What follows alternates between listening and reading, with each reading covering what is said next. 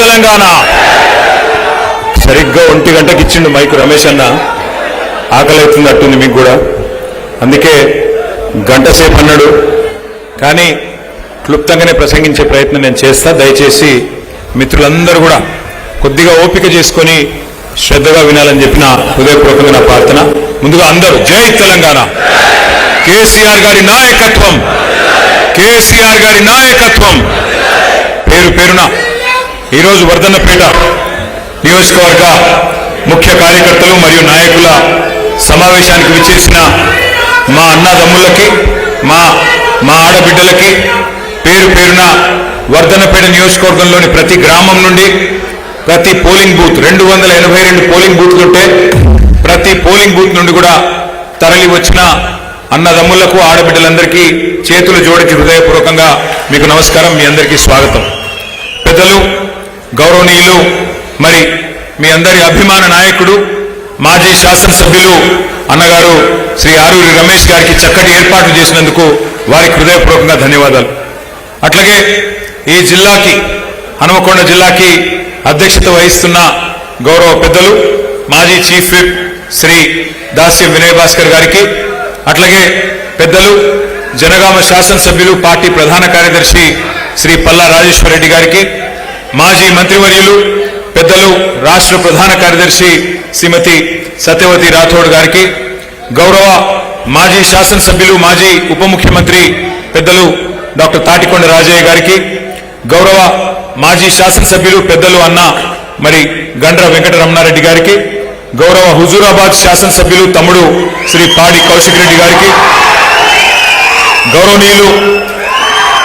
గౌరవనీయులు రుణ విముక్తి కమిషన్ మాజీ అధ్యక్షులు సోదరులు శ్రీ నాగుర్ల వెంకటేశ్వర్లు గారికి, మన పార్లమెంట్ నుంచి 2023లో పోటీ చేసిన అన్న మాజీ జిల్లా పరిషత్ చైర్మన్ శ్రీ సుధీర్ కుమార్ గారికి, కూడా మాజీ అధ్యక్షులు గౌరవనీయులు శ్రీ మర్రి యాదవ్ రెడ్డి గారికి, రైతు బంధు సమితి మాజీ అధ్యక్షురాలు సోదరి శ్రీమతి లలితా యాదవ్ గారికి, మా తమ్ముడు ఎమ్మెల్సీగా వీరోచితంగా పోరాటం చేసిన తమ్ముడు శ్రీ ఏనుగు రాకేష్ రెడ్డి గారికి, అట్లాగే వేదిక పైన ఉన్న మరి ఈ నియోజకవర్గానికి ప్రత్యేకంగా ఈ ఎస్ఐఆర్ మరియు మెంబర్షిప్ కార్యక్రమానికి ఇన్ఛార్జిగా విచ్చేసిన తమ్ముడు, యువ నాయకుడు, ఉత్సాహవంతుడు, మన వరంగల్ కార్పొరేషన్ మాజీ డిప్యూటీ మేయర్ శ్రీ మసూద్ గారికి, అట్లాగే మరి వివిధ డివిజన్ల అధ్యక్షులు, గౌరవనీయులైన మాజీ కార్పొరేటర్లు, గౌరవ పెద్దలు, పేరు పేరున అందరికీ, పత్రికా మిత్రులకు అందరికీ హృదయపూర్వకంగా నమస్కారాలు.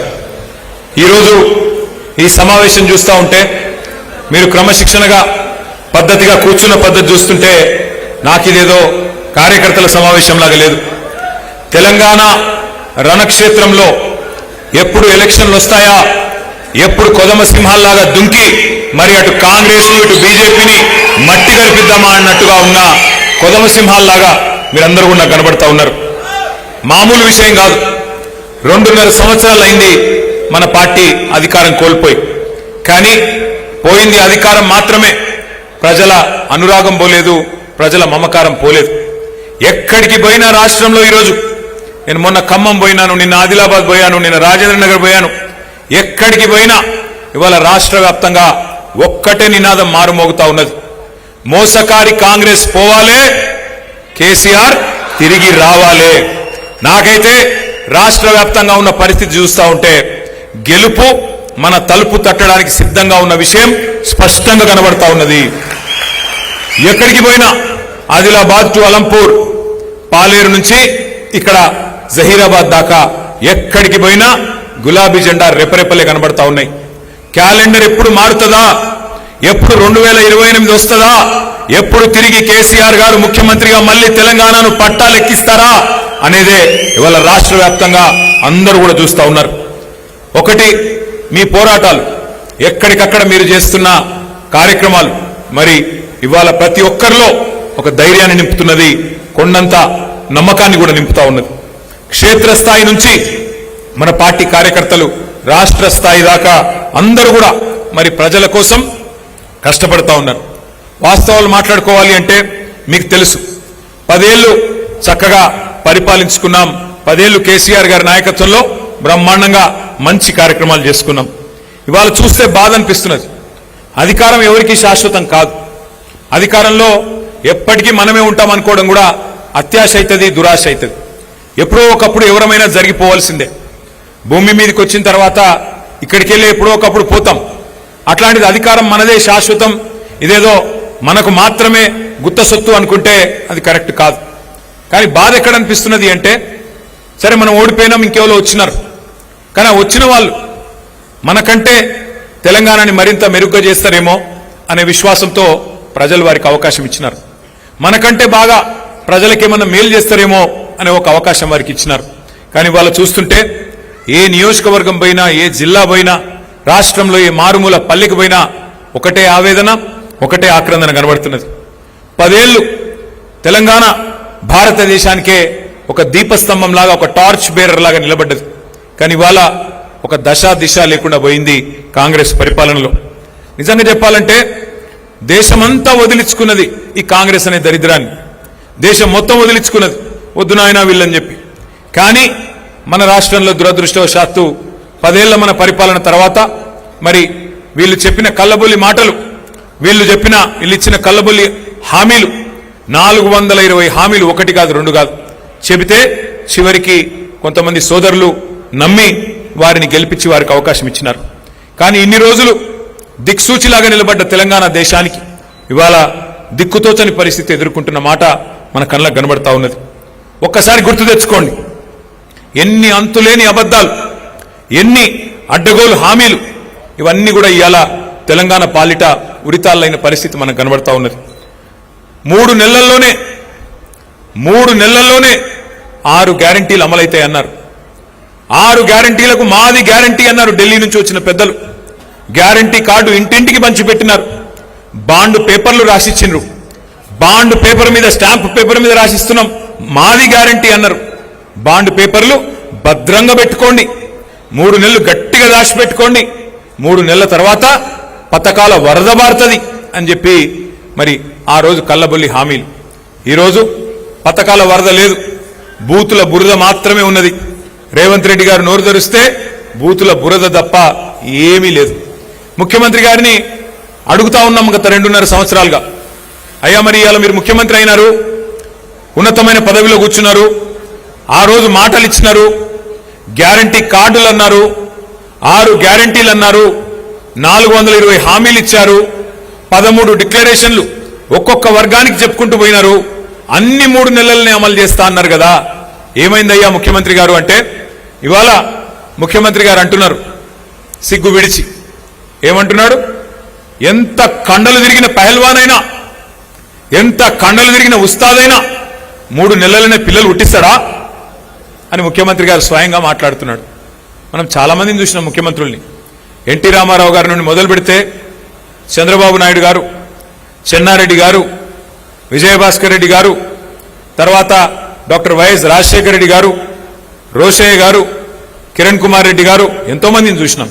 తర్వాత మన నాయకుడు కేసీఆర్ గారిని చూసినాం. మళ్ళీ ఇప్పుడు ఈయనను చూస్తా ఉన్నాం. ఎవరన్నా ముఖ్యమంత్రి ఆ ఉన్నతమైన పదవిలో ఉండి ఇంత దుర్మార్గంగా మాట్లాడిన వ్యక్తి ఎవరైనా ఉన్నారా? 3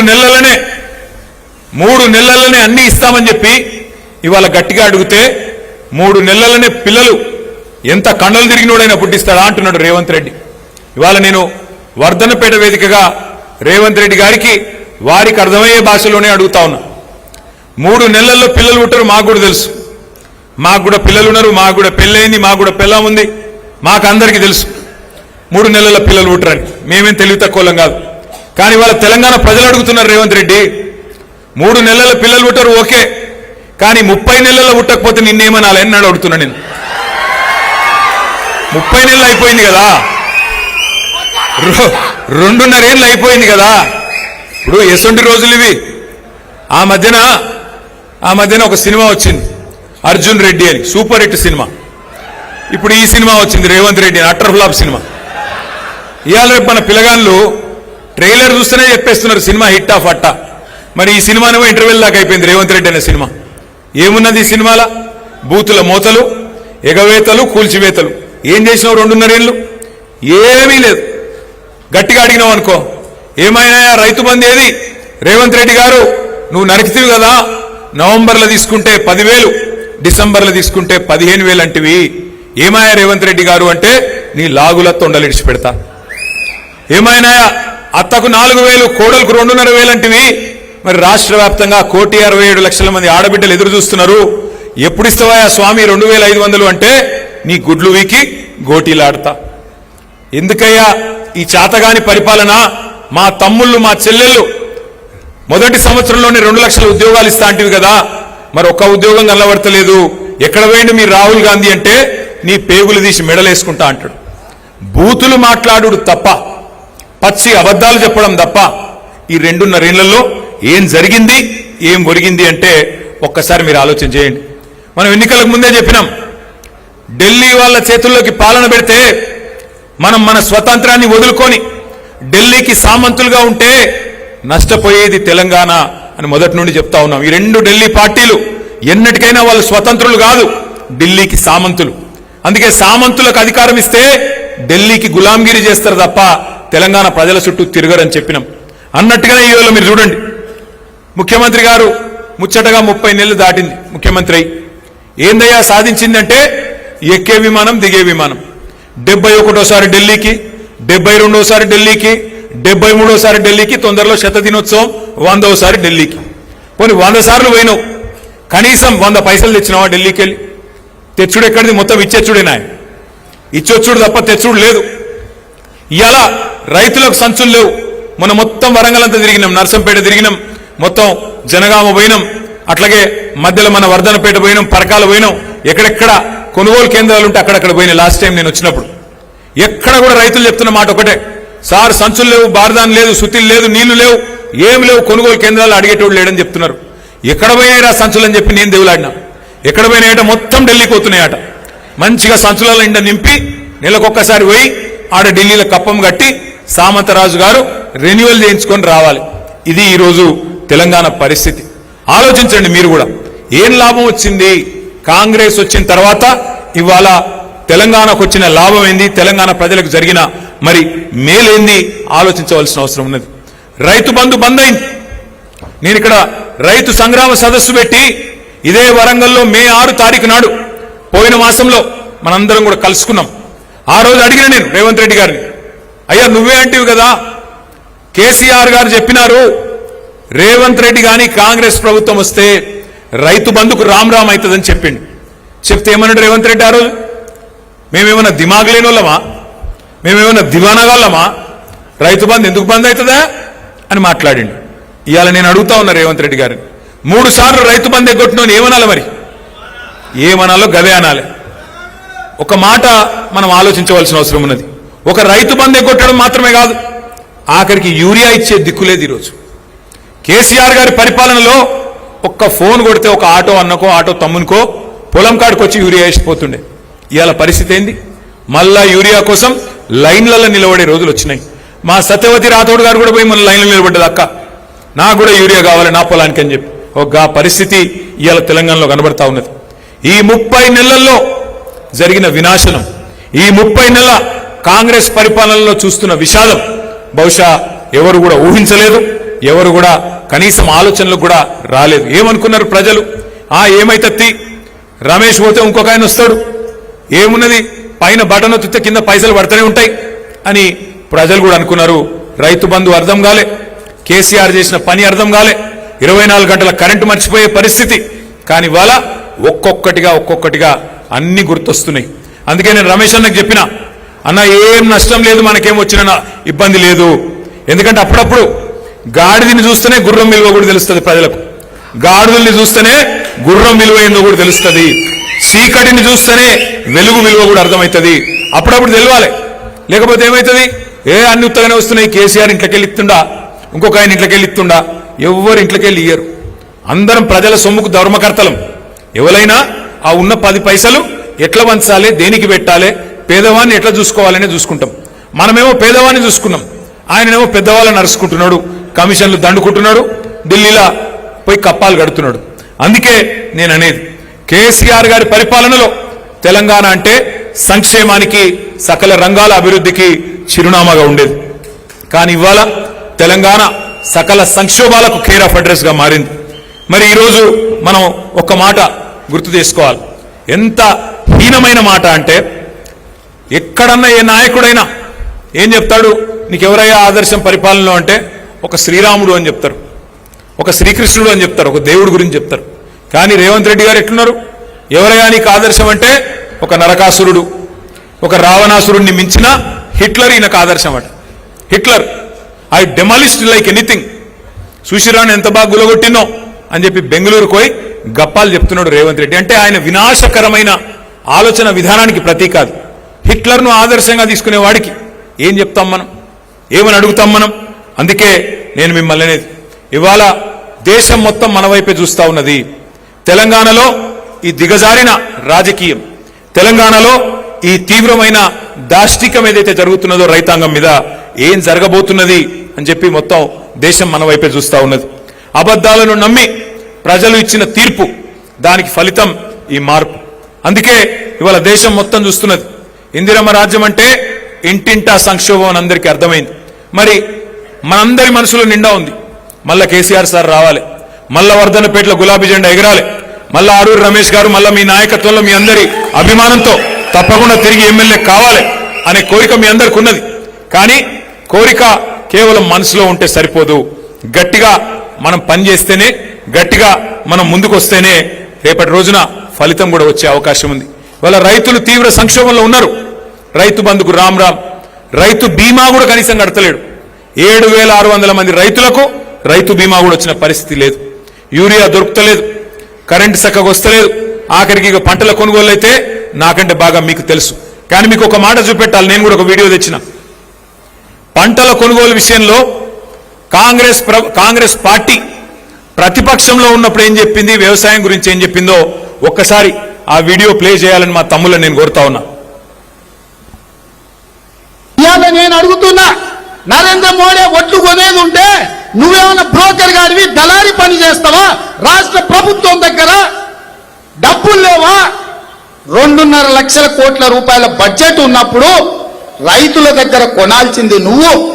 ఇక్కడున్న పేదలు, ఇక్కడున్న రైతులు, ఇక్కడున్న యువకులు, ఇక్కడున్న మహిళలు, ఇక్కడున్న దళితులు, గిరిజనులు, బలహీన వర్గాల బిడ్డలు నీకు ఓటేసి నిన్ను ముఖ్యమంత్రిని చేస్తే నువ్వు కొనకుండా మోడీ కొనాలి, బోడిగాడు కొనాలి అని మోకాలకు బోడిగుండుకు లింకు పెట్టి మాట్లాడుతుండే రాష్ట్ర ముఖ్యమంత్రి. నువ్వు ఒట్లు కొననప్పుడు నీకు గద్దె మీద ఉండే అధికారం లేదు కేసీఆర్.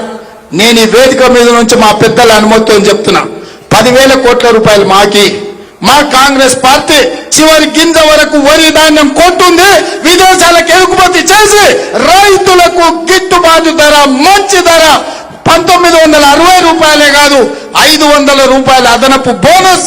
ఛత్తీస్గఢ్ లో ఎట్లయితే మా భూపేష్ బఘేల్ ముఖ్యమంత్రి ఇస్తుండో 500 రూపాయల అదనంగా బోనస్ ఇస్తాం. ఇప్పుడు ఏం మాట్లాడినా విన్నారా? ముఖ్యమంత్రిని పట్టుకొని ఆ రోజు కేసీఆర్ గారిని పట్టుకొని బ్రోకర్ అన్నాడు. నువ్వేమన్నా బ్రోకర్వా? మోడీ కొంటేనే నువ్వు కొంటావా? 2.5 లక్షల కోట్ల బడ్జెట్ ఉంది, ఎందుకు కొనవు వడ్లు అన్నాడు. కొన్నాడా మరి మొన్న వడ్లు? కొన్నాడా కొనలేదా? మక్కలు కొన్నాడా? ఎన్ని రోజులు ఎదురు చూపులు? 60 రోజులు. నిన్నగాక మొన్న క్యాబినెట్లో నిర్ణయం తీసుకున్నాడు. ఏం నిర్ణయం తీసుకున్నాడు? మోడీ ఎంత కొనమంటే గంతే కొంటా, మోడీ నాకు ఎంత కోటా ఇస్తే గంతే కోటా. ఇప్పుడే తెలియదు మీకు, వచ్చే సీజన్లో తెలుస్తుంది. ఇప్పుడు తెలియదు మనకు, వచ్చే సీజన్లో రైతులకు అర్థమవుతుంది రేవంత్ రెడ్డి గారు తీసుకున్న నిర్ణయం. ఇవాళ ఆయన మాట్లాడిన మాటలు మీరు విన్నారు. 10,000 కోట్ల రూపాయలు ఇస్తే చివరి గింజ దాకా మేమే కొంటాం. ప్రతి పంటకు బోనస్ ఇస్తాం. పత్తికి బోనస్, శనగలకు బోనస్, కందులకు బోనస్, జొన్నలకు బోనస్, వడ్లకు బోనస్, మక్కలకు బోనస్, అన్నిటికీ 500 రూపాయల బోనస్ ఇస్తాం. అట్లాగే వడ్లల్లో కూడా ఆ రోజు చెప్పలే, దొడ్డు వడ్లకి ఇస్తా అన్నాడు, సన్న వడ్లకి ఇస్తా అన్నాడు. కానీ ఇవాళ పరిస్థితి ఏంది? దేనికన్నా బోనస్ వస్తుందా? బోనస్ బోగస్ అయిపోయింది. వడ్లు కొనుడు లేదు, మక్కలు కొనుడు లేదు, పంటలు లేదు. ఆఖరికి మోడీ చెప్పినట్టు ఆయన ఎంత కొనమంటే ఎంత కోటా ఇస్తే అంతకే కొంటా అంటున్నాడు ముఖ్యమంత్రి రేవంత్ రెడ్డి. మరి ఇవాళ నేను కూడా అనొచ్చు, నువ్వు బ్రోకర్వా అని నేను కూడా మాట్లాడచ్చు. కానీ నేనేమంటున్నా అంటే దయచేసి మీరు ఆలోచించండి. ఇట్లాంటి దుర్మార్గమైన ముఖ్యమంత్రి, రైతులను ఏడిపిస్తున్న ముఖ్యమంత్రి, ఆయనను ఎన్ని రకాలుగా తిట్టినా తప్పు లేదు. కానీ సంస్కారం అప్పుడప్పుడు అడ్డం వస్తుంది. ఎందుకంటే ఆయన కూర్చున్న కుర్చీ వస్తుంటుంది. కాబట్టి నేను ఆయన ఏం తిట్టను. కానీ ఒకటి మాత్రం అడుగుతా, మరి అలా రేవంత్ రెడ్డి గారు మోడీ ఏదైతే కోటా ఇస్తాడో ఆ కోటా మందమే నేను కొంటా అంటున్నావు. మరి నువ్వేం చేస్తావు? కేసీఆర్ గారు ఉన్నప్పుడు యూరియా చక్కగా ఇచ్చిండు, కేసీఆర్ గారు ఉన్నప్పుడు విత్తనాలు టైంకి ఇచ్చిండు, కేసీఆర్ గారు ఉన్నప్పుడు నాట్లేసేటప్పుడే రైతు బంధు పడ్డది. కానీ నువ్వు వచ్చిన తర్వాత ఇలా రైతు బంధు టైంకు యూరియా దొరకదు, విత్తనాల సరఫరా పోలీస్ స్టేషన్లల్లా, మరి ఆఖరికి పంటల కొనుగోలు మోడీ ఎంత చెప్తే అంతకే చేస్తా అంటున్నావు. మరి నువ్వెందుకున్నావు? నీ దగ్గర మరి ఇంత పెద్ద బడ్జెట్ ఎందుకు? నువ్వెందుకు? నీకు ఆ పదవి ఎందుకు అని నేను అడుగుతా ఉన్నా. ఈ సందర్భంగా ఒక మాట మాత్రం పక్కా, కేంద్రం మీద ఇన్ని రోజులు డైలాగులు కొట్టిండు, చివరి గింజ దాకా కొనకపోతే యుద్ధం చేస్తా పొడి చేస్తా అన్నాడు మొన్న ముఖ్యమంత్రిగా. ఇంతకుముందు చెప్పిన మాటలేమో ప్రతిపక్షంలో ఉన్నప్పుడు 2021-22లో చెప్పిండు. ఈ మధ్యన 4 డైలాగులు కొట్టిండు, అవి కూడా మీకు చూపెడతా. ముఖ్యమంత్రిగా కొట్టిన డైలాగులు పెట్టాలమ్మా. ఇది ముఖ్యమంత్రిగా మాట్లాడిన. ఈనాడు కిషన్ రెడ్డి గారికి విజ్ఞప్తి చేస్తున్నా, తక్షణమే తెలంగాణ రాష్ట్ర ప్రభుత్వం సేకరించిన ఓట్లు తడిసిన ధాన్యంతో సహా కేంద్ర ప్రభుత్వంతో కొనిపించాలి. మా మొక్కలు, మా జొన్నలు, మా పొద్దుతిరుగుడు ఇత్తనాలు కేంద్ర ప్రభుత్వం కొనుగోలు చేయాల్సిందే. ఆ బాధ్యత కిషన్ రెడ్డి గారు తీసుకోవాల్సిందే. తడిసినవైనా మిగతావైనా మొక్కలైనా ఈ ఇత్తనాలు కొనాలన్నా లేకపోతే ఈ ధాన్యం కొనాలన్నా కేంద్ర ప్రభుత్వం ముందుకు రావాలి. పంటల కొనుగోలు కూడా ఇందాక ఉత్తమ్ గారు చెప్పినట్టుగా కేంద్ర ప్రభుత్వం యొక్క విధి విధానాలకు అనుగుణంగానే తెలంగాణ రాష్ట్రంలో కూడా భవిష్యత్తు పంటల కొనుగోళ్లు ఉంటాయి. కేంద్ర ప్రభుత్వం యొక్క విధి విధానాలకు అనుగుణంగానే తెలంగాణ రాష్ట్రంలో కూడా భవిష్యత్తు పంటల కొనుగోళ్లు ఉంటాయి.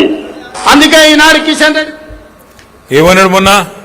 చివరి గింజ దాకా కొనాలి, కొనకపోతే కిషన్ రెడ్డి సంగతి చూస్తా, కేంద్ర ప్రభుత్వ సంగతి చూస్తా, ఇది చేస్తా అది చేస్తా అని చెప్పి తీస్మార్ ఖాన్ డైలాగులు కొట్టిండు మొన్నటిదాకా.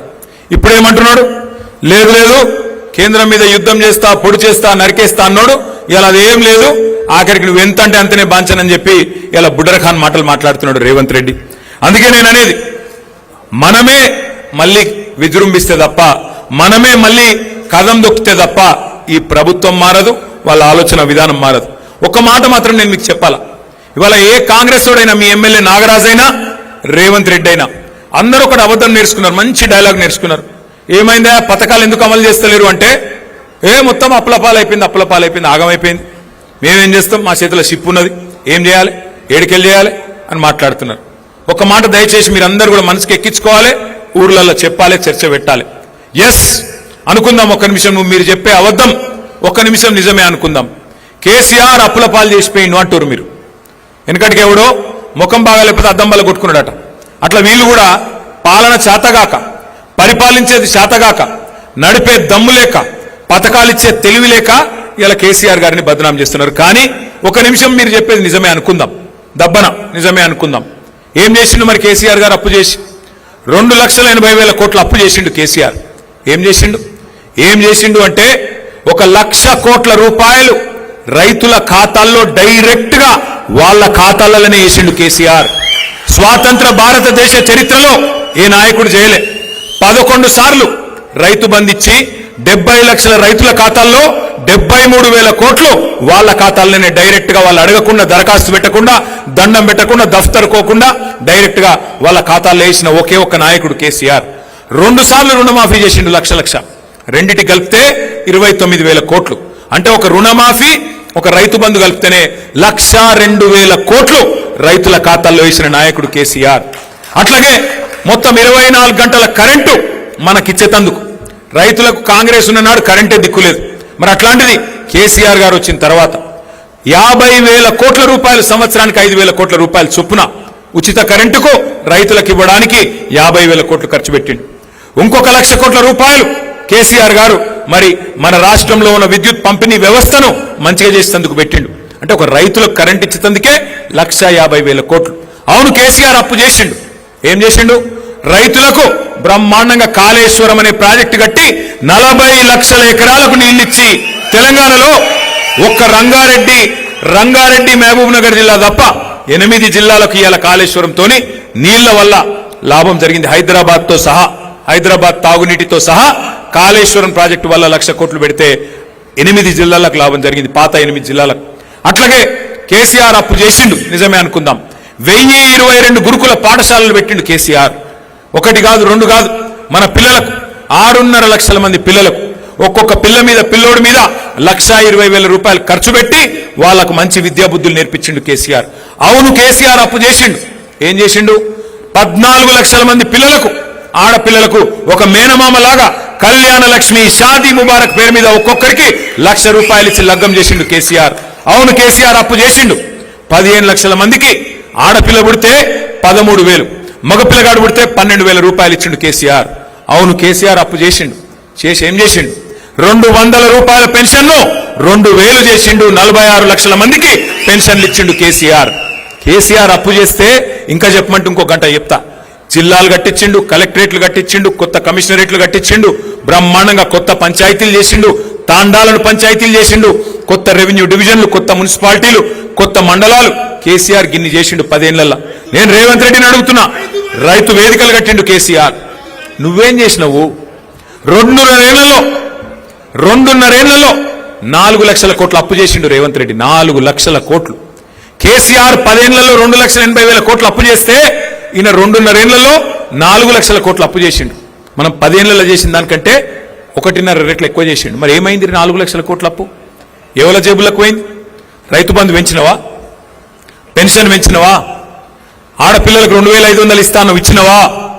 ఏం పని చేసినావు? మరి నిరుద్యోగులకు నిరుద్యోగ భృతి 4,000 ఇస్తాను ఇచ్చినవా? ఎవరికి ఇచ్చినావు? స్కూటీలు ఇస్తాను ఇచ్చినవా? కొత్త చెరువు కట్టినవా? కొత్తగా ఒక్క పని చేసినవా? ఎక్కడ పోయినాయి 4 లక్షల కోట్ల అప్పు? మరి ఇక యాడికి పోతున్నాయో గాడికే పోతున్నాయి. అందుకే నేను అనేది, ఇవాళ ధాన్యం కొనవు, యూరియా ఇయ్యవు, రైతు బంధు ఇయ్యవు, ఉద్యోగాలు ఇయ్యవు, పెన్షన్లు పెంచవు, 6 గ్యారంటీలు అమలు చేయవు, 13 డిక్లరేషన్లు పక్కకు పెట్టినావు. కేసీఆర్ దళిత బంధు అంటే దళిత బంధు కాదు, అంబేద్కర్ అభయహస్తం ఇస్తా. కేసీఆర్ 10 లక్షలు ఇస్తే నేను 12 లక్షలు ఇస్తా అంటివి. ఒక్క మనిషికి 12 పైసలు ఇచ్చినవా ఈ రాష్ట్రంలో? దళిత బంధును పొందబెట్టినావు, అంబేద్కర్ అభయహస్తం అన్నావు, ఇచ్చినవా? బీసీలకు సంవత్సరానికి 20,000 కోట్లు ఇస్తా అన్నావు, బీసీ సప్లాన్ పెడతా అన్నావు, 5 ఏళ్లలో 1,00,000 కోట్లు ఇస్తా అన్నావు, బీసీలకు ఇచ్చినవా? ఎవరికి ఇచ్చినావు? మైనారిటీ సప్లాన్ అంటివి, ఇంకేదో చేస్తా అంటివి, ఏం చేసినావు? ఈ మాట అడిగితే రేవంత్ రెడ్డి గారికి తెలిసిన విద్య ఒకటే, కేసులు పెట్టాలి, ఇబ్బంది పెట్టాలి, కేసీఆర్ను బదనాం చేయాలి, ఏదో ఒకటి చేసి మొత్తానికైతే ఆగమాగం చేయాలి. కానీ నేననేది ఒకటే, వర్ధన్నపేట అయినా తెలంగాణలోని ఏ పేట అయినా ఇవాళ ప్రజలు ఒకటే టైం కోసం ఎదురు చూస్తా ఉన్నారు. ఎప్పుడు కుర్చీ మడత పెట్టి రేవంత్ రెడ్డిని, కాంగ్రెస్ పార్టీని ఎప్పుడు తరిమి తరిమి తరిమి తరిమి కొట్టాలని చెప్పి ఎదురు చూస్తా ఉన్నారు. ఆ ఎదురు చూపులు ఫలించే రోజు ఎంత దూరం లేదు, తొందరలోనే వస్తుంది. ఎక్కువ రోజులు ఏం లేదు, సగం టైం అయిపోయింది. ఇంకా ఒక 18 నెలలు మనం కష్టపడితే 16-18 నెలలు, ఆఖరి సంవత్సరం ఎట్లాగో ఎలక్షనే, 2028 మొత్తం ఎలక్షనే, ఆ సంవత్సరం ఏమి ఉండదు. ఇక ఆ తర్వాత కాంగ్రెస్ వాళ్ళు అధికారంలోకి వెళ్ళి దిగిపోయిన తర్వాత, రేవంత్ రెడ్డి గారు పదవిలోకి వెళ్ళి దిగిపోయిన తర్వాత, నేను ఇవాళ చెప్తున్నా, రాసి పెట్టుకోండి, రేవంత్ రెడ్డి మాజీ ముఖ్యమంత్రి అయిన తర్వాత ఆయన పక్కకెళ్ళి పోతుంటే కూర్చున్న కుక్క కూడా లేవదు. ఆ పరిస్థితి వస్తుంది. ఇవాళ ఏదో అధికారం ఉంది కాబట్టి నడుస్తున్నది డ్రామా, కానీ రేపటి రోజున కూర్చున్న కుక్క కూడా నిన్ను చూసి లేవది. గా పరిస్థితి తెచ్చుకుంటా ఉన్నావు నువ్వు. నేనేదో కోపంతోనో బాధతోనో చెప్తలేను, ఏదో అసూయతోనో చెప్తలేను, ఉన్న వాస్తవాన్ని చెప్తా ఉన్నా. ఇంకొక మాట కూడా నేను చెప్తున్నా, యాద పెట్టుకోండి, ఇది మనకు ఒక రకంగా అధికారం పోయి మంచే జరిగింది. ఎందుకంటే కుండ వలిగితే వలిగింది కానీ కుక్క బుద్ధి తెలిసిందన్నట్టు అయింది. ఇవాళ ఎవడు మనోడు, ఎవడు మనోడు, ఎవడు నిజమైన కార్యకర్త, నిజమైన తెలంగాణ బిడ్డ, ఎవడు నిజమైన కేసీఆర్ బిడ్డ ఇవాళ తెలిసింది. అందుకే నేను మీకు మాటిస్తా ఉన్నా, పోయిన 10 ఏళ్లు కొన్ని తప్పులు జరిగినాయి, నేను ఒప్పుకుంటా. కార్యకర్తలు, ఉద్యమకారుల విషయంలో మనం ప్రభుత్వంలో పడి నీళ్లు ఇవ్వాలి, కరెంట్ ఇవ్వాలి, మనం తెలంగాణను పట్టాలెక్కియాలి, నెంబర్ 1 చేయాలి, అదే ఆగంలో ఉరికినాం. సొంత ఇల్లు కట్టుకుంటే ఎట్లయితే ఒక తదేక దీక్షతో పనిచేస్తామో అట్లా పనిచేసినాం. ఎందుకంటే కష్టపడి తెచ్చిన రాష్ట్రం, మన నాయకుడు ప్రాణాలు మరి పనంగా పెట్టి తెచ్చిన రాష్ట్రం. ఈ రాష్ట్రాన్ని నవ్వేటోన్ ముంగట జారిపట్టేట్టు చేయొద్దు అని చెప్పి 10 ఏళ్లు తపస్సు లెక్క అభివృద్ధి యజ్ఞం చేసినాం. కానీ నేను మీకు మాటిస్తున్నా, వచ్చే 5 ఏళ్ళు అట్లుండదు. వచ్చే 5 ఏళ్లు కార్యకర్తల అభివృద్ధి లక్ష్యంగా, కార్యకర్తలను మంచిగా చూసుకోవడమే లక్ష్యంగా పనిచేస్తాం. ఇదేదో మీ సప్పట్ల కోసం ఇంకో దానికోసం నేను చెప్తలేను. నేను ఎందుకు చెప్తున్నా అంటే 25 ఏళ్లు నిండింది పార్టీ. ఇంకొక 25 ఏళ్ళు ఇంకో 50 ఏళ్ళు పార్టీ ఉండాలంటే మూల స్తంభాలు మీరు, నిలబెట్టేది మీరు. నేనైనా రమేష్ అన్నైనా మేము ఇక్కడ నిలబడి ఉపన్యాసం ఇవ్వగలుగుతామో 100 మందిని కలవగలుగుతాం. కానీ గ్రామ గ్రామాన కేసీఆర్ గారి పేరు చెప్పి కేసీఆర్ గారిని గట్టిగా కాపాడుతున్నది మాకు కొండంత విశ్వాసాన్ని ఇస్తున్నది మీరు. కాబట్టి వచ్చే 5 ఏళ్ళు నేను మళ్ళా చెప్తా ఉన్నా, వచ్చే 5 ఏళ్ళు ఏది మర్చిపోం. మనని ఇబ్బంది పెట్టినోని మర్చిపోం, మన మీద కేసులు పెట్టినోని మర్చిపోం, అట్లాగే మనతో నిలబడ్డోళ్ళని కూడా మర్చిపోము. తప్పకుండా నేను చెప్తున్నాను, కేసీఆర్ సార్ అంత మంచోన్నైతే కాదు.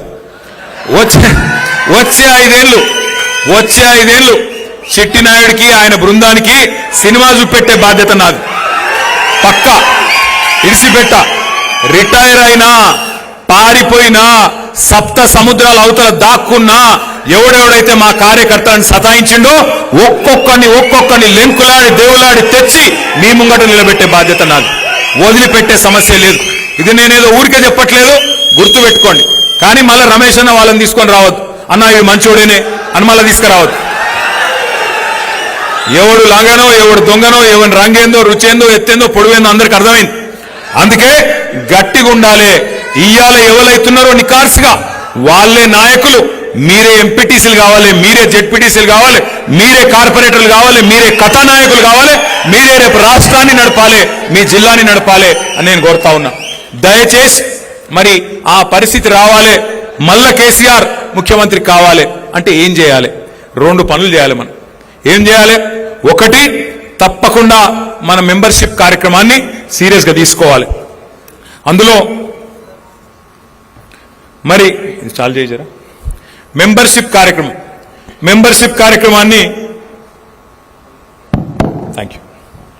మెంబర్షిప్ కార్యక్రమాన్ని మనందరం కూడా సీరియస్గా తీసుకుందాం. మీకు తెలుసు, మనకు పోయినసారి మనం మెంబర్షిప్ చేస్తే దగ్గర 60 లక్షల మంది సభ్యులైనారు. కానీ కేసీఆర్ గారు ఏమన్నారంటే ఈ 60 లక్షల మంది 70 లక్షల మంది అట్లా కాదు, రాశి కంటే వాసి ముఖ్యం. ఏ బూత్లో అయినా సరే ఒక 10 నుంచి ఒక 20-25 మంది గట్టిగా కొట్లాడే దమ్మున్న నాయకులు ఉంటే చాలు. ఎందుకంటే ఒక బూత్లో ఉండేది 1000 ఓట్లు. ఊరందరినీ చుట్టుకొచ్చి ఊరందరినీ సంజాయించేందుకు ఒక మంచి దళం ఉండాలి. కానీ మనకి ఇంతమంది ఉన్నారు, అంతమంది ఉన్నారు, 200 ఉన్నారు, 500 ఉన్నారు, అది లెక్క కాదు. అందుకే మంచి మెంబర్షిప్ యాప్ తయారు చేసినాం. అది ఎట్లా అంటే ఇదివరకేమో మీకు పుస్తకాలు ఇచ్చేది. అరే ఏమనుకు రే పాపం పెద్ద మనిషి ఏమనుకు కూసో. అయితే ఇదివరకు మీకు మెంబర్షిప్ పుస్తకాలు ఇచ్చేది. ఆ పుస్తకాలలో ఏముండేది? పేరు, తండ్రి పేరు, అడ్రస్సు, ఓటర్ ఐడి నెంబరు అని చెప్పి మీ అందరికీ ఆ కాగితాలు ఇస్తే, పుస్తకాలు ఇస్తే మీరు నింపుకొని వచ్చేది, సభ్యత్వ రుసుము కట్టేది, మళ్ళీ పార్టీ ఆఫీస్కి ఇచ్చేది. కాకపోతే చాలాసార్లు ఏమవుతుందో నాకెరికే మీకెరికే, మీ నాయకులు గ్రామ స్థాయిలో నాయకులు ఉంటారు, మీరు మీ ఇంట్లో కూర్చొని రాస్తూనే ఉంటారు. రే వాడు మనోడేనారా, మనోడే, రాయి అని చెప్పి ఎక్కడోళ్ళు అక్కడ రాసుకున్నాడు తప్ప ఇల్లు తిరిగి చేయరు. అందుకే ఈసారి ఏం చేసినామంటే, మనం ఇవాళ రేపు సినిమా టికెట్లు ఫోన్లోనే కొంటున్నాం, ట్యాక్సీలు ఫోన్లోనే, తిండి ఫోన్లోనే కొడుతున్నాం, అన్ని ఫోన్లోనే నడుస్తుంది. ఇవాళ రేపు టీవీలు చూసుడు తగ్గింది, పేపర్లు చదువుడు తగ్గింది. ఏమనంటే ఫోన్ పట్టుకున్నాడు ఇట్లా ఇదే నడుస్తున్నది ఇవాళ రేపు. అందుకే మరి ఇలా పిల్లలు కూడా బాగా తేజున్నారు, మన యువకులు, మన కార్యకర్తలు. అందుకే ఏమనుకున్నామంటే ఈసారి మన మెంబర్షిప్ కూడా, మన సభ్యత్వ నమోదు కూడా డిజిటల్ పద్ధతిలో మంచిగా కొత్త తరహాలో చేయాలి అని ఆలోచన చేసింది. అంటే ఏంటిది డిజిటల్ పద్ధతి అంటే? ఏం లేదు, మెంబర్షిప్ ఒక యాప్ ఉంటుంది. మీకు ప్రతి బూత్లో మీకు ఒక 2 పిల్లలకి, చాకు లాంటి పిల్లలకు ట్రైనింగ్ ఇస్తాం, పార్టీ ట్రైనింగ్ ఇస్తుంది. ట్రైనింగ్లో కూడా పెద్ద అందులో ఆగమయ్యేది ఏం లేదు.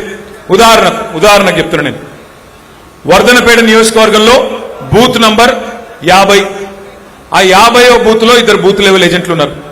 ఆ 2 బూత్ లెవెల్ ఏజెంట్లు ఎవరైతున్నారో వాళ్లకు మెంబర్షిప్ యాప్లో ఆ బూత్లోని ఓటర్ల పేర్లు మాత్రమే కనబడతాయి.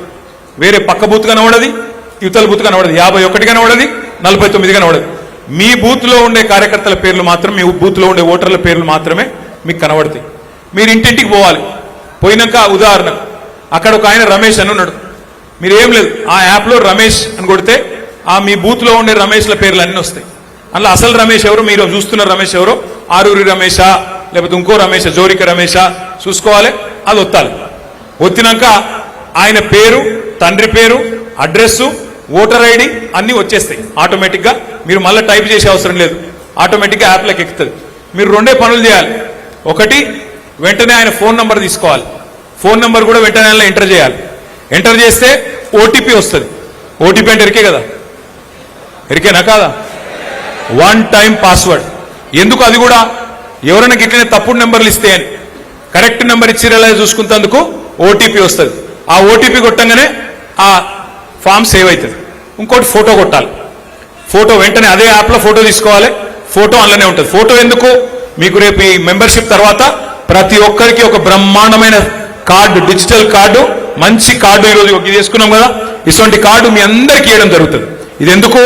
రేపు మనం అధికారంలోకి వచ్చిన తర్వాత ఈ కార్డు ఇట్లా మీరు కీసలు పెట్టుకొని ఏ ఆఫీస్కి పోయినా వాళ్ళు సల్యూట్ కొట్టి మీకు పని చేయాలి, మంచిగా గౌరవం ఇవ్వాలి, తప్పకుండా రేపు మంచిగా చూసుకోవాలనే ఉద్దేశంతో ఆ కార్డు. అట్లే ఇంకొక పని కూడా చేస్తున్నాం. ఇప్పుడు నేను చెప్పేది డేంజర్ ముచ్చట. చాలా మంది ఏం చేస్తారు, ఆడికాడికి ఎక్కడో అక్కడనే ఆయనతో నింపేస్తారు, అక్కడనే కూర్చొని నింపుతారు. ఈ యాప్లో ఏం పెట్టినామంటే ఈసారి మీరు ఎక్కడ ఉన్నారో తెలుసుకునే తందుకు ఒక బటన్ కూడా పెట్టినాం. ఆ బటన్ ఒత్తితే జీపీఎస్ అంటే తెలుసు కదా, లాటిట్యూడ్, లాంగిట్యూడ్, నువ్వు రమేష్ ఇంటి ముంగట్టున్నావా, నీ ఇంట్లో ఉన్నావా, అది కూడా తెలిసిపోతుంది. ఇక తప్పించుకునే అవకాశం లేదు. నీ ఇంట్లో కూర్చొని నువ్వు మొత్తం సపరేట్ మొత్తం రాసినవా, లేకపోతే నిజంగానే కరెక్ట్గా చేసినవా, ఇది కూడా తెలిసిపోతుంది. కాబట్టి మెంబర్షిప్ యాప్ ఏదైతున్నదో ఇది తొందరలోనే బూత్కి 2 చొప్పున మీకు ట్రైనింగ్ చేయడం జరుగుతుంది. దయచేసి మరి వర్ధనపేటలో గతంలో మీరు 1,00,000 ఓట్ల మెజారిటీతో గెలిచిన నియోజకవర్గం వర్ధనపేట, 99,000 చిల్లర ఓట్లతో గెలిచిన నియోజకవర్గం. మెంబర్షిప్ లో కూడా 282 బూత్లలో నంబర్ 1 గా వర్ధనపేట నిలబడాలి. మరి దానికి బాధ్యత మీరే తీసుకోవాలని చెప్పి నేను మిమ్మల్ని అందరినీ కోరుతా ఉన్నాను. రమేష్ అన్న కంటే ఎక్కువ బాధ్యత మీదే. ఇంకొకటి, ఇక రెండో కార్యక్రమం, ఒకటి యూత్కే ఇస్తాం. తమ యూత్ కాకపోతే ఫోన్ ఎవరికి నడిపస్తుందిరా, మీకే నడిపస్తుంది. రెండవది ఎస్ఐఆర్ అనే కార్యక్రమం చాలా అవుతుంది. ఎస్ఐఆర్, ఈ ఎస్ఐఆర్ గురించి దయచేసి ఒక 5 నిమిషాలు జాగ్రత్తగా వినాలి. ఒక చిన్న ప్రజెంటేషన్ కార్యక్రమం ఉన్నది. ఈ ఎస్ఐఆర్ అంటే ఏంది, ఎస్ఐఆర్ అంటే ఏంది ఒక్కసారి ఆ స్క్రీన్ చూడాలి, మీరు అక్కడ చూడాలి. జర దయచేసి అందరు కూడా ఒక 5 నిమిషాలు జర మీరు అడ్డమట్టు ఉండకూడతాం, కూర్చొని ఆడికే పోన్నా సరే, నన్ను అటు పోమంటారు అటే పోతాయి. ఎస్ఐఆర్ అనే కార్యక్రమం ఏంటిది, ఆ స్క్రీన్ దయచేసి ఒక 10 నిమిషాలు, ఒక 5-10 నిమిషాలు ఒడగొట్టుకుందాం. జర దయచేసి అందరు కూడా శ్రద్ధ పెట్టాలి. ఎస్ఐఆర్ అంటే ఏంది? ఎస్ఐఆర్ అంటే ఇదేదో కొత్త విషయం కాదు, బ్రహ్మ పదార్థం కాదు. ఎస్ఐఆర్ అంటే special intensive revision. Voter list ను జల్లెడ పట్టే కార్యక్రమం, ఓటర్ లిస్ట్ ను వడవోసే కార్యక్రమం ఎస్ఐఆర్. ఇందులో ఏం లేదు, 4 విషయాలు, ఇందులో ముఖ్యమైన విషయాలు. ఎస్ఐఆర్ అనేది మరి మీకు డౌట్ రావచ్చు, అరే ప్రతి సంవత్సరం కూడా మనం ఓటర్ లిస్టులో మార్పులు చేర్పులు ఉంటాయి కదా, కొత్తగా ఎవరికైనా 18 ఏళ్ళు నిండితే వాళ్ళ పేరు రాసుకోవచ్చు కదా, మరి ఇదేం కార్యక్రమం అని చెప్పి మీకు అనుమానం రావచ్చు. ప్రతి సంవత్సరం జనవరి 1 నాడు ఎవరోళ్ళకు 18 ఏళ్ళు నిండుతాయో వాళ్ళ పేర్లు రాయించుకోవచ్చు. కానీ దీని ప్రత్యేకత ఏంటి అంటే ఇది ఇంటింటికి అధికారులు వస్తారు. ప్రతి సంవత్సరం మనం పోయి రాయించుకోవాలి అధికారుల దగ్గరికి, కానీ ఈసారి అట్లా కాదు, ఇంటింటికి అధికారులు వస్తారు. మరి నెక్స్ట్ స్లైడ్, అసలు నెక్స్ట్ స్లైడ్. ఎస్ఐఆర్లో ప్రత్యేకత ఏంటి అంటే భారతదేశంలో ఎస్ఐఆర్ మొదటిసారి జరుగుతలేదు. ఇదివరకు 13 సార్లు జరిగింది, ఈసారి జరిగేది 14వ. లాస్ట్ టైం ఎప్పుడు జరిగింది అంటే మన దేశంలో, మన రాష్ట్రంలో, మన జిల్లాలో 2002లో జరిగింది. మళ్ళా ఇప్పుడు జరుగుతూ ఉన్నది, 24 ఏళ్ల తర్వాత ఇప్పుడు జరుగుతుంది. మరి ఇప్పుడు ఏం జరుగుతుందంటే నెంబర్ 1, 2002లో ఆ రోజు ఉన్న ఓటర్ లిస్ట్, అప్పుడు వర్ధనపేట కాన్స్టిట్యున్సీ ఈ రోజున్న వర్ధనపేట కాన్స్టిట్యున్సీ కాదు, అప్పుడు జనరల్ సీట్ ఉండే, అప్పుడు ఆంధ్రప్రదేశ్ రాష్ట్రం ఉండే, ఇప్పుడు తెలంగాణ. అప్పటి వర్ధనపేట వేరు, ఇప్పటి వర్ధనపేట వేరు. కాబట్టి అప్పటి ఓటర్ లిస్టు, ఇప్పటి ఓటర్ లిస్టు రెండు పక్కపక్కన పెట్టుకొని అధికారులు 25 తారీఖు లోపల పోల్చి చూసుకుంటారు. అంటే మీకు 2002లో ఉదాహరణకి ఇప్పుడు ఆరూరి రమేష్ గారు ఉన్నారు. ఆరూరి రమేష్ గారికి 2 పిల్లలు, ఒక బాబు, ఒక పాప. 2002లో ఆరూరి రమేష్ అన్న ఆయన భార్య పేరు మాత్రమే, తల్లిదండ్రి పేరు మాత్రమే ఓటర్ లిస్ట్ లో ఉన్నది. కానీ 2025 ఓటర్ లిస్ట్, మొన్న లేటెస్ట్ ఓటర్ లిస్ట్ చూస్తే అందులో విశాల్ పేరున్నది, బిడ్డ పేరు కూడా ఉన్నది. ఇప్పుడు మరి అధికారులు ఏం చేయాలి? ఈ విశాలు అన్న బిడ్డ పేరేంది మర్చిపోయాను, అక్షిత విశాల్, వాళ్ళిద్దరు కూడా ఆరూరి రమేష్ గారి పిల్లలు అని చెప్పి లింక్ చేయాలి, ఫ్యామిలీ మ్యాపింగ్ చేయాలి. 2002లో లేదు, ఇప్పుడు ఉన్నది 25లా, కాబట్టి రెండు లింక్ చేయాలి. లింక్ చేయాలంటే ఏం చేయాలి? ఒక ఫారం నింపాలి, ఒక ఎన్యూమరేషన్ ఫారం అని ఉంటుంది, ఆ ఫామ్ నింపాలి. ఇది వాళ్ళ ఇంటింటికి వచ్చినప్పుడు ఇది మామూలుగానే చేసే కార్యక్రమం. మెయిన్ పని గదొకటే, ఫ్యామిలీ మ్యాపింగ్ చేయాలి.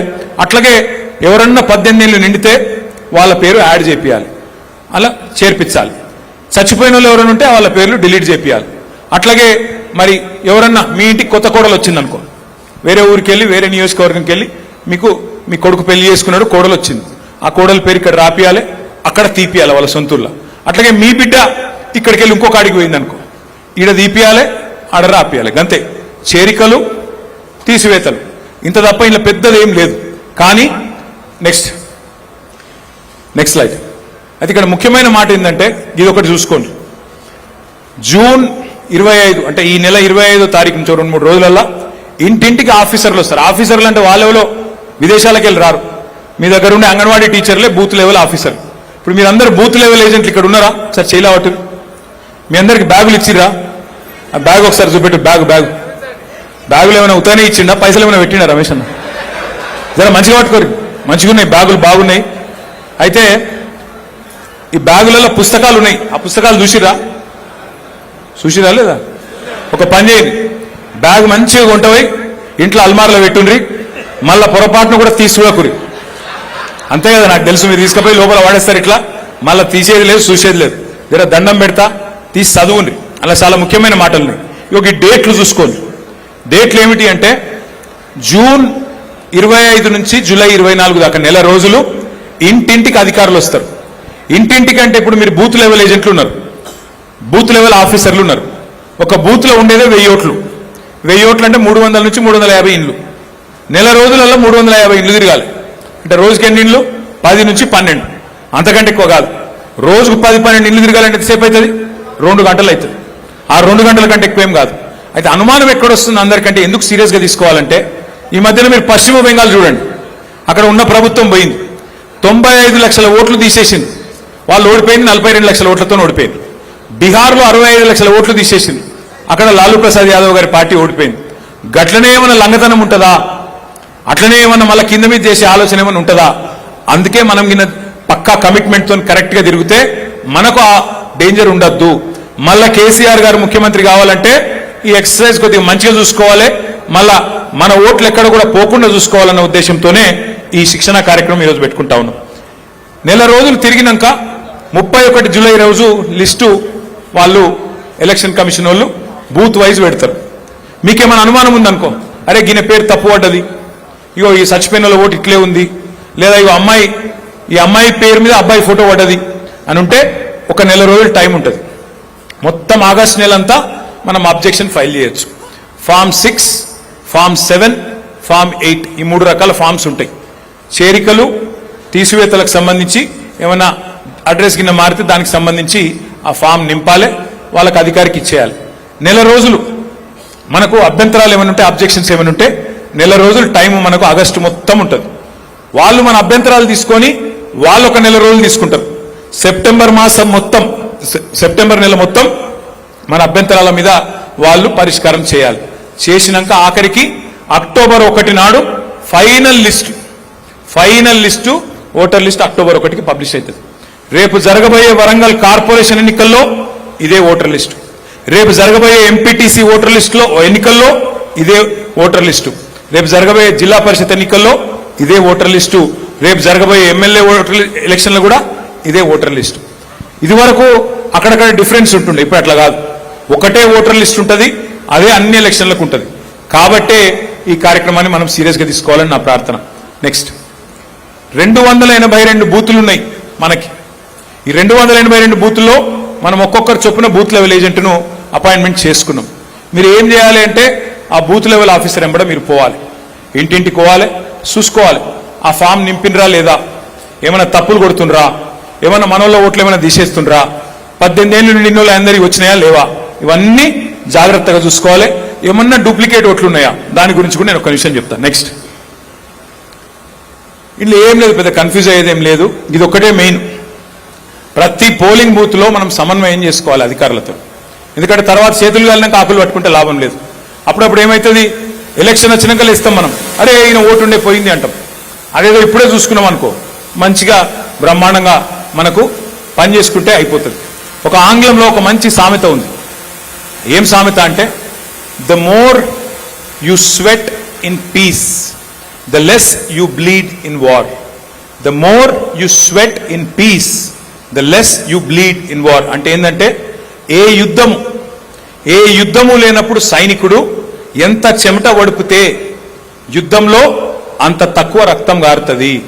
ముందు నువ్వు సరిగ్గా పని చేసుకొని నీ అస్త్రాలు శస్త్రాలు అన్ని చక్కగా పెట్టుకుంటే యుద్ధం అల్కగా అవుతుంది అనేది దాని ఉద్దేశం. అందుకే మనం ఈ టైంలో దీన్ని సీరియస్గా తీసుకుంటే మంచిది. నెక్స్ట్, కొత్త ఓట్లు ఎట్లా రాయించాలి? ఈ 13 సర్టిఫికెట్లు ఏది ఇచ్చినా సరే, ఏ డాక్యుమెంట్ ఇచ్చినా ఓటు రాయాలి. ఇదంతా మీకు ఇచ్చిన డాక్యుమెంట్లో ఉంది, మీకు ఇచ్చిన బుక్లో ఉంది. బర్త్ సర్టిఫికెట్ ఉన్నా నడుస్తుంది, క్యాస్ట్ సర్టిఫికెట్ ఉన్నా నడుస్తుంది. ఏదున్నా కొత్త ఓటు రాయించే అధికారం మీకున్నది, మీకు తెలుసు. నెక్స్ట్, అయితే ఇక్కడ ఒక ఇంపార్టెంట్ పాయింట్ ఇది ఒక్కటి చూడండి జాగ్రత్తగా. చాలాసార్లు ఏముంటుంది, ఇప్పుడు వర్ధనపేటలో పల్లెటూరులో ఒక ఓటు ఉంటుంది, మళ్ళీ హన్మకొండలో ఇంకో ఓటు ఉంటుంది. చాలా మందికి ఉంటాయి అట్లా. కొంతమందికి మీ వర్ధనపేట కాన్స్టిట్యున్సీ పరిధిలో హసన్పర్తిలో ఒక ఓటు ఉంటుంది, హన్మకొండలో ఇంకో ఓటు ఉంటుంది. 2 నియోజకవర్గాల్లో ఓటు ఉంటాయి. కొంతమందికి హైదరాబాద్లో 3వ ఓటు కూడా ఉంటుంది.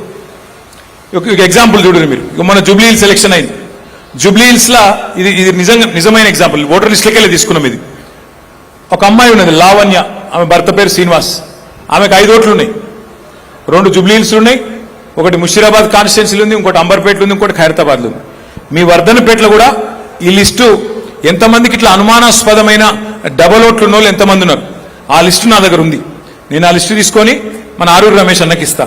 రమేష్ అన్న ఏం చేస్తాడు, బూత్ల వారీగా మీకు పంచుతాడు. మీరేం చేయాలి చెప్తా అది కూడా. నెక్స్ట్, మీకు 2 ఇచ్చినాం ఇప్పుడు ఆ బ్యాగ్లో. ఒకటి హ్యాండ్ బుక్ ఇచ్చినాం. హ్యాండ్ బుక్లో ఇప్పుడు నేను చెప్పిన వివరాలన్నీ ఉన్నాయి. 2వది వర్క్ బుక్. నెక్స్ట్, ఇది హ్యాండ్ బుక్. నెక్స్ట్, ఇది వర్క్ బుక్. వర్క్ బుక్ అంటే ఏంది, మీ బూత్ పరిధిలో ఉన్న 1000 ఓట్లు. ఆ 1000 ఓట్లు వాటిలో అనుమానాస్పద ఓట్లు కూడా మీకు ఇస్తాం. అంటే అనుమానాస్పదం అంటే దబ్బన డబల్ ఓట్ ఏమైనా ఉందా చూసుకోండి అని. అది చూసుకోవాలి మీరు.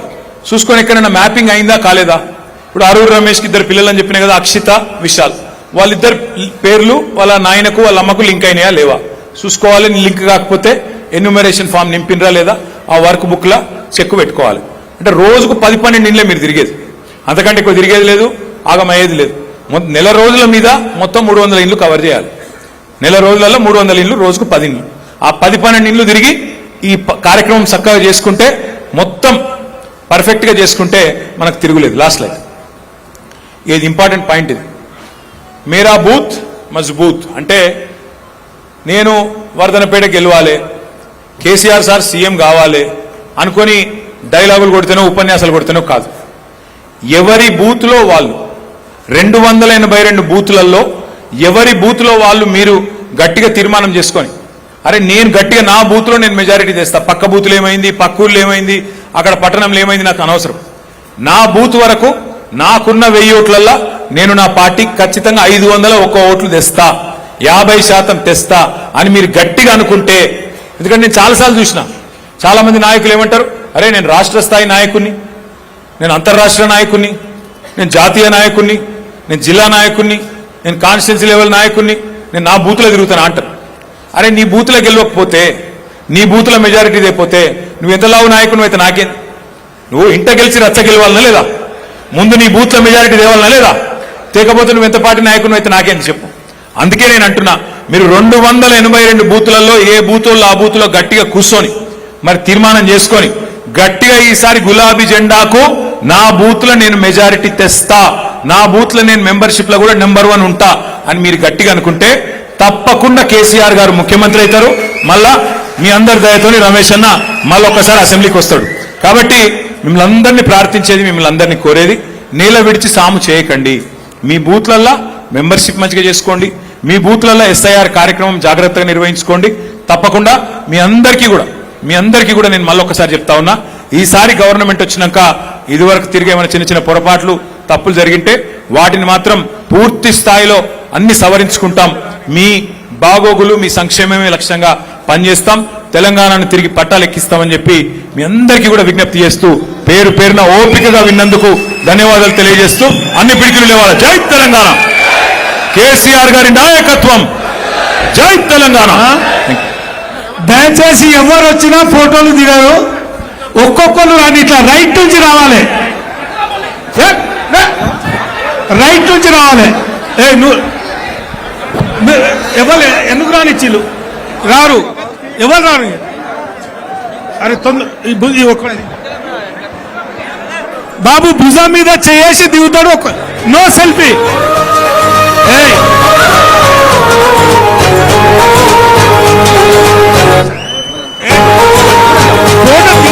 పంపిస్తాడు. మైక్ ఆపాడు. చలో